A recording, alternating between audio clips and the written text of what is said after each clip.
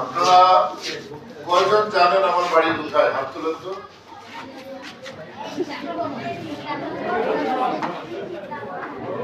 কেউ জানেন আমার বাড়ি কোথায়? আপনি জানেন না? জানেন কয়জন আগে দেখার বিষয়, বলবে কে সেটা তো আমি বলবো। এই একদম পিছনে যে তুমি কি মনে করে হাত উঠেছো? আচ্ছা, আর কে জানো? এখানে কেউ জানো আমার বাড়ি কোথায়? এমনি এমনি হাত উঠেছো? তুমি জানো কোথায় বলো তো? কিভাবে বললা? কারণ যখন অনুষ্ঠান শুরু হয় সবাই বলেছে রবিগঞ্জের দিদি সন্তান, বলে নাই? কিন্তু তোমরা যদি সবাই মন দিয়ে শুনতা তাহলে তোমরা সবাই জানতা যে আমার বাড়ি হবিগঞ্জ, তাই না? কারণ এটা তো আগে বলে দিয়েছে। তোমাদের এরকম প্রশ্নও থাকে, থাকে না? প্রশ্নের মধ্যে উত্তর দেওয়া থাকে, তারপর বলে যে উপরের প্যারাগ্রাফ দেখে নিচের উত্তর দাও, বলে কিনা? তাহলে মনোযোগ দিয়ে যে কাজটা করবা সেই কাজটা ভালো হবে, মনোযোগ না দিয়ে যে কাজটা করবা সেটা ভালো হবে না। ধরো দুষ্টামি করবা, সেটাও মনোযোগ দিয়ে দুষ্টামি করবে।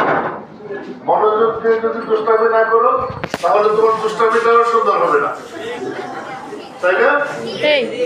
আচ্ছা, ঠিক আছে, তাহলে আমরা কিছু সময় একটু মনোযোগ দেই, আমার কথার দিকে একটু মনোযোগ দেই। তোমাদের বয়সে আমি ছিলাম, আমার বাবাও ছিলেন, আমার দুইটা ছেলে তারা বড় হয়ে গেছে, তারাও তোমাদের বয়সে ছিল। বড় খুব বড় না, বড় ছেলেটা ইন্টারমিডিয়েট পাস করে মেডিকেল কলেজে ভর্তি হয়েছে, ছোট ছেলেটা টেনে পড়ে। এই হচ্ছে আমার দুই ছেলে। কাজে তোমাদের মন এই একটা জায়গায় একটা দীর্ঘ সময় বসিয়ে রাখা একটা কঠিন কাজ।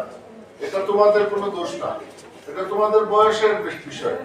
এই সময় তোমরা খেলাধুলা করবা। আমাদের দেশের শিক্ষা ব্যবস্থা একরকম, কিন্তু পৃথিবীর অনেক দেশের শিক্ষা ব্যবস্থা আছে এদের পিছনে যে বাচ্চারা, এই তুমি তাকে কিছু বলো না, লেট মি হ্যান্ডেল, আমি হ্যান্ডেল করবো, তোমরা কেউ কিছু বলবো না, কাউকে কিছু বলো না প্লিজ। তোমরা মনোযোগ দিয়ে শোনো। ওই একজন মাথা ঘুরে মোবাইল টিপতেছে, আমার দিকে ঘুরে তারপর টিপো, তোমাকে কি বলছি, মোবাইল টিপো আমার দিকে ঘুরে টিপো। সবাই শান্তি মতো বসেন।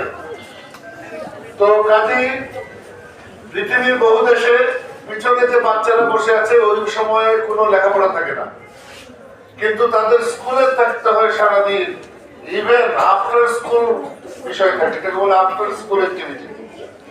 কাজে সারা